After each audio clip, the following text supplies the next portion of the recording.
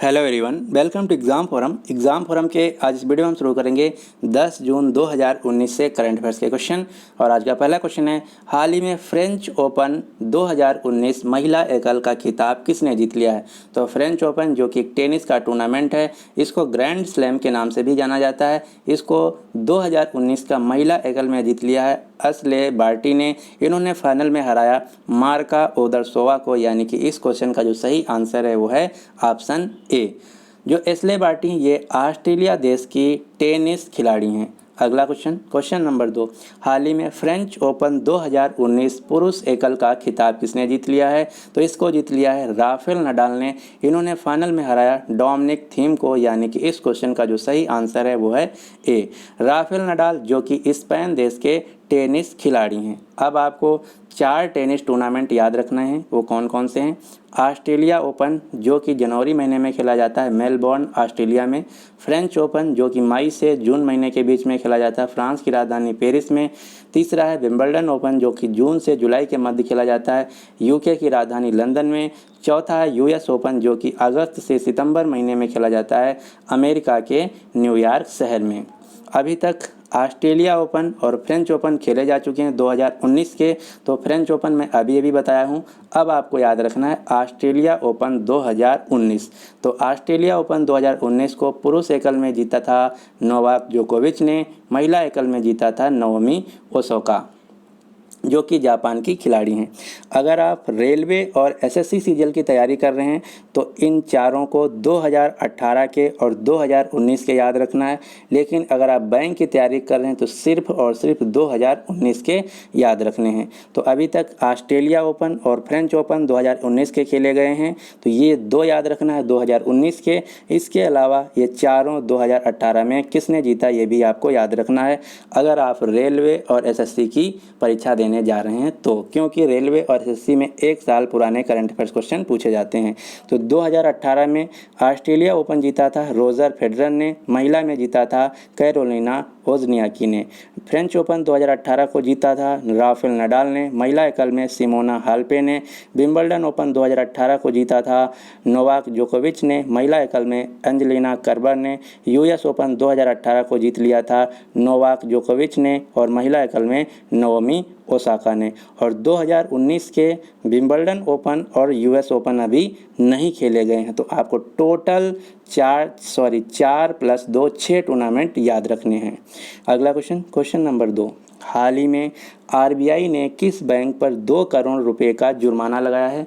तो आरबीआई ने अभी कोटक महिंद्रा बैंक पे 2 करोड़ रुपए का जुर्माना लगाया है, क्योंकि आरबीआई के द्वारा प्रमोटर्स की शेयर होल्डिंग जो लिमिटेशन है, जो नियम निर्देश हैं, उनको फॉलो नहीं किया सही से। इसीलिए कोटक महिंद्रा पे 2 करोड़ रुपए का आरबीआई द्वारा जुर्माना लगाया गया।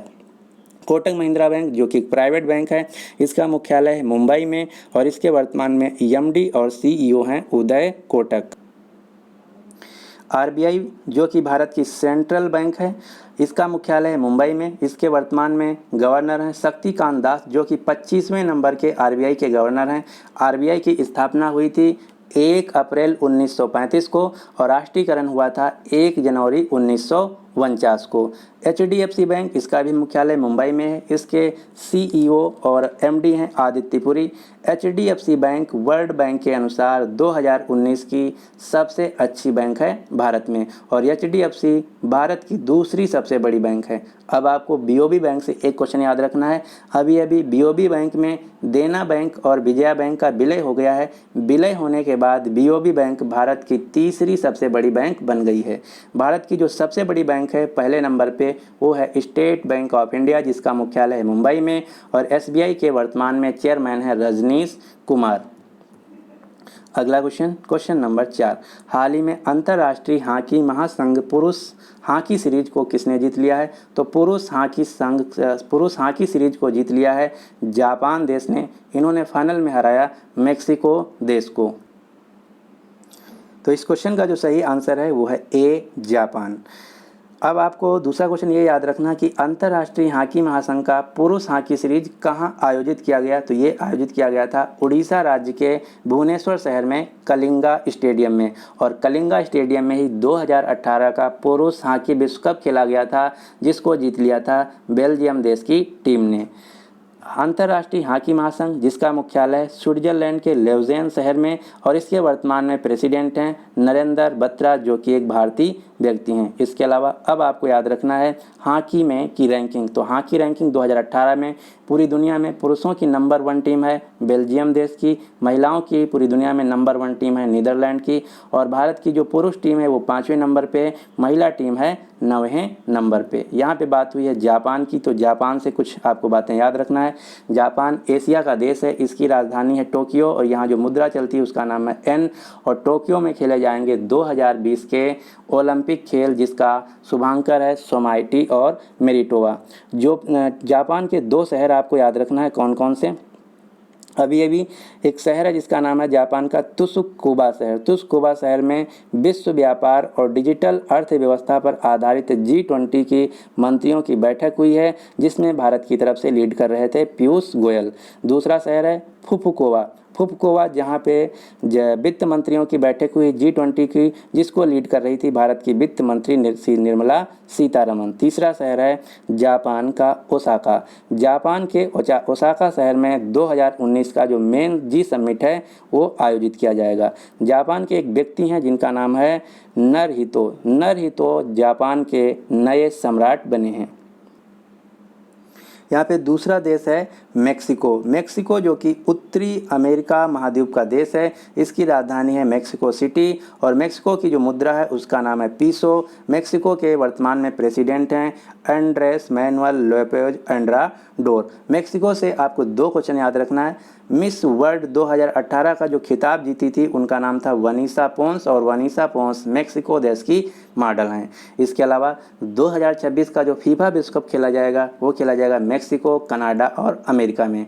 अगला क्वेश्चन, हाल ही में भारत के प्रधानमंत्री नरेंद्र मोदी जी ने किस देश के राष्ट्रपति को भारतीय टीम द्वारा साइन किया हुआ बैट भेंट किया है। तो भारत के प्रधानमंत्री नरेंद्र मोदी जी अपने दूसरे कार्यकाल के पहले विदेश दौरे पे पहले गए हैं मालदीव देश को, और वहीं पर मालदीव के जो प्रेसिडेंट हैं इब्राहिम मोहम्मद सोलेह, उनको भारतीय टीम के द्वारा साइन किया हुआ जो बैट है वो भेंट किया है। और जो मालदीव के राष्ट्रपति हैं इब्राहिम मोहम्मद सोलेह, इन्होंने मालदीव का जो हाईएस्ट सिविलियन अवार्ड है विदेशियों को दिया जाने वाला, जिसका नाम है निशान इज़्ज़ुद्दीन, ये दिया गया है भारत के प्रधानमंत्री नरेंद्र मोदी को।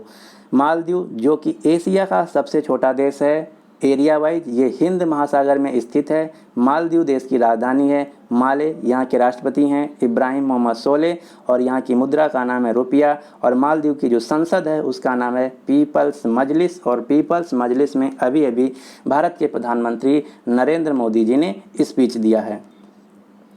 अगला क्वेश्चन नंबर 6, हाल ही में किस राजनीतिक पार्टी को चुनाव आयोग द्वारा राष्ट्रीय पार्टी का दर्जा दिया गया है। तो अभी एनपीपी जो पार्टी है इसको चुनाव आयोग के द्वारा नेशनल पार्टी का दर्जा दिया गया है। अब एनपीपी पार्टी किसकी है, इसका पूरा क्या नाम है। तो एनपीपी पार्टी जो है इसका पूरा नाम है नेशनल पीपल्स पार्टी। ये जो मेघालय के मुख्यमंत्री हैं कोनार्ड संगमा, उनकी पार्टी है। और जो एनपीपी नेशनल पीपल्स पार्टी है इसको राष्ट्रीय पार्टी जो दर्जा मिला है, ये पहली ऐसा दर्जा पाने वाली पूर्वोत्तर राज्यों की पार्टी बन गई है। पूर्वोत्तर राज्यों की पहली पार्टी है नेशंस पीपल्स पार्टी, जिसको राष्ट्रीय स्तर का दर्जा मिला है। तो इस क्वेश्चन का जो सही आंसर है वो है एनपीपी पार्टी को अभी चुनाव आयोग द्वारा राष्ट्रीय पार्टी का दर्जा दिया गया है। इसके अलावा एक क्वेश्चन और आपको याद रखना, वो क्या है, जो बिहार की स्टेट पार्टी जिसका नाम है जनता यूनाइटेड दल, जिसके मुख्यमंत्री हैं नीतीश कुमार की जो पार्टी है जनता यूनाइटेड दल, इसको अरुणाचल प्रदेश में राज्य पार्टी का दर्जा दिया गया। तो 2 क्वेश्चन अलग अलग हैं।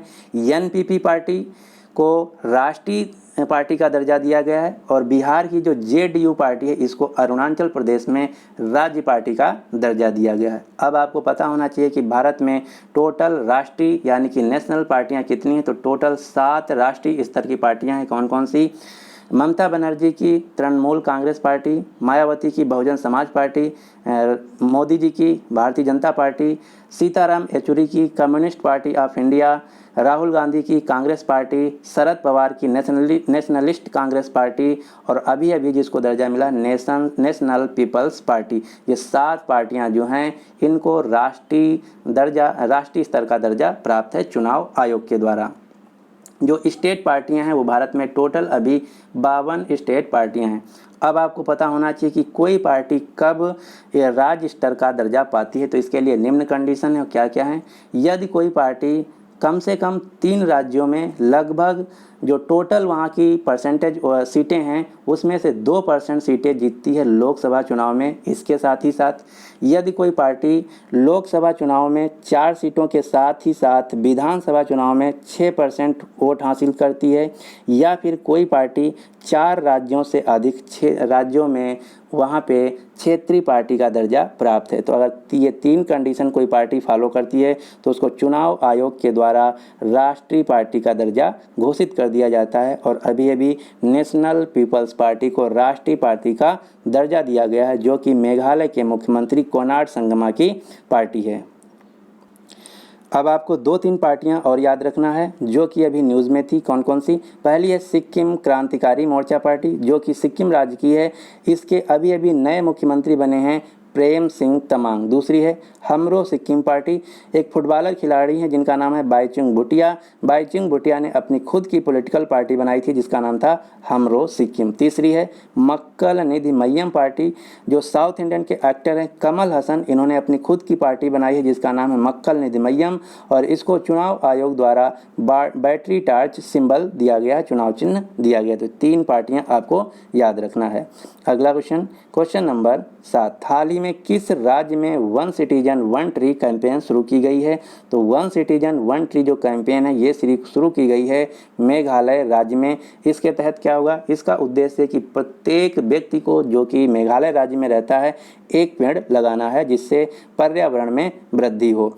इसी के थ्रू, इस योजना के थ्रू 5 जून को जो पर्यावरण दिवस था उस दिन मेघालय राज्य में 15 लाख पेड़ लगाए गए थे। मेघालय राज्य के मुख्यमंत्री हैं कोनार्ड संगमा, जिनकी पार्टी का नाम है NPP पार्टी, जिसको अभी अभी राष्ट्रीय पार्टी का दर्जा दिया गया है। मेघालय राज्य की राजधानी है शिलांग, जो कि भारत की 100वीं स्मार्ट सिटी है। पहले 99 स्मार्ट सिटी बननी थी, अब एक और हो गई है जिसका नाम है शिलांग। तो शिलांग भारत की 100th स्मार्ट सिटी बनेगी। और मेघालय के वर्तमान में जो राज्यपाल हैं उनका नाम है तथागत रॉय। इसके अलावा 2 योजनाएं और आपको याद रखना जो कि सिमिलर नाम है। 1 सिटीजन 1 ट्री जो कैंपेन ये मेघालय सरकार द्वारा चलाई गई है। इसके अलावा 1 डिस्ट्रिक्ट 1 प्रोडक्ट जो स्कीम है ये उत्तर प्रदेश सरकार द्वारा चलाई गई है। और एक इससे मिलती जुलती नाम है योजना का 1 फैमिली 1 जॉब। 1 फैमिली 1 जॉब जो स्कीम है ये सिक्किम सरकार द्वारा चलाई गई थी। तो ये 3 नाम आपको याद रखने हैं जो कि मिलते जुलते हैं। अगला क्वेश्चन नंबर 8, हाल ही में जम्मू एंड कश्मीर बैंक के अंतरिम अध्यक्ष के रूप में किसे नियुक्त किया गया है? तो J&K बैंक के इंटरिम प्रेसिडेंट के रूप में चुना गया है अभी अभी RK चिंबर को। यानी कि इस क्वेश्चन का जो सही आंसर है वो है C, Jammu and Kashmir bank, जिसका मुख्यालय है श्रीनगर। श्रीनगर जम्मू एंड कश्मीर राज्य की समर की राजधानी है और विंटर की राजधानी है जम्मू और कश्मीर की जम्मू। वर्तमान में जम्मू कश्मीर राज्य के मुख्यमंत्री कोई नहीं है और राज्यपाल हैं सत्यपाल मलिक। श्रीनगर झेलम नदी के किनारे स्थित है। और ये क्वेश्चन अभी अभी पूछा गया था SSC CGL के किसी सेट में कि जो श्रीनगर शहर है ये किस नदी के तट पे बसा हुआ है? तो ये झेलम नदी के तट पे बसा हुआ है। अगला क्वेश्चन नंबर 9, हाल ही में प्रकाश पंत का निधन हुआ है। तो आपको बताना है कि प्रकाश पंत किस राज्य के वित्त मंत्री थे? तो प्रकाश पंत जिनका अभी निधन हुआ है ये उत्तराखंड राज्य के फाइनेंस मिनिस्टर थे। और भारत के जो केंद्रीय फाइनेंस मिनिस्टर हैं उनका नाम है निर्मला सीतारमण। उत्तराखंड राज्य जिसकी राजधानी है देहरादून, यहाँ के मुख्यमंत्री का नाम है त्रिवेंद्र सिंह रावत, यहाँ की राज्यपाल का नाम है बेबी रानी मौर्य। अब आपको याद रखना उत्तराखंड राज्य के नेशनल पार्क। पहला है जिम कॉर्बेट नेशनल पार्क, दूसरा है राजाजी नेशनल पार्क, तीसरा है नंदा देवी नेशनल पार्क, चौथा है valley of flowers national park, पांचवा है गोविंद पशु विहार नेशनल पार्क एंड सेंचुरी। और अभी अभी जो एसएससी सीजीएल का एग्जाम चल रहा है उसमें क्वेश्चन पूछा गया था कि जिम कॉर्बेट नेशनल पार्क किस राज्य में स्थित है, तो ये उत्तराखंड राज्य में स्थित है। Gym Corbett National park Bharat का पहला राष्ट्रीय पार्क है और ये इसको यूनेस्को वर्ल्ड हेरिटेज में भी शामिल किया गया। तो ये दो क्वेश्चन आपको याद रखना है। एक क्वेश्चन और पूछा जाता है कि जिम कॉर्बेट नेशनल पार्क किस टाइगर का घर है, तो Jim Corbett National Park Bengal tiger का घर है। अगला क्वेश्चन, क्वेश्चन नंबर 10, हाल ही में डिजिटल लेन देन को बढ़ावा देने के लिए आरबीआई ने किस फाइनेंशियल ट्रांजैक्शन फ़ी को समाप्त कर दिया है, तो आरबीआई ने आरटीजीएस और एनईएफटी का जो ट्रांजैक्शन फ़ी था अब उसको समाप्त कर दिया है। यानी कि अब अगर आप आरटीजीएस या फिर एनईएफटी के थ्रू किसी को पैसा भेजते हैं या किसी से पैसा लेते हैं तो जो ट्रांजैक्शन फ़ी बैंक लेता था वो अब नहीं लेगा। ऐसा क्यों किया गया? इससे ऐसा करने से ये होगा कि जो डिजिटल ट्रांजैक्शन है उसमें वृद्धि होगी और उसमें थोड़ा बढ़ावा देखने को मिलेगा। दूसरा क्वेश्चन ये पूछा जा सकता है कि जो किया गया ऐसा फाइनेंशियल ट्रांजैक्शन फ्री आरटीजीएस और एनईएफटी ये किस कमेटी के सुझाव पे किया गया है, तो एक कमेटी बनी थी जिसका नाम था नंदन नीलेकणी समिति, इनके कहने पे ऐसा किया गया है। अब आपको पता होना चाहिए कि आरटीजीएस और एनईएफटी क्या है, तो ये एक पेमेंट मोड है। इसका पूरा नाम है आरटीजीएस का real time gross settlement system, NEFT का पूरा नाम है नेशनल इलेक्ट्रॉनिक्स फंड ट्रांसफ़र। और दो और आपको पेमेंट सिस्टम याद रखना है, कौन कौन से? आईएमपीएस का पूरा नाम है इमीडिएट पेमेंट सर्विस। चौथा है यूपीआई का पूरा नाम है यूनिफाइड पेमेंट इंटरफेस। और ये चारों एग्जाम में बहुत ज़्यादा पूछे जाते हैं इनके फुल फॉर्म।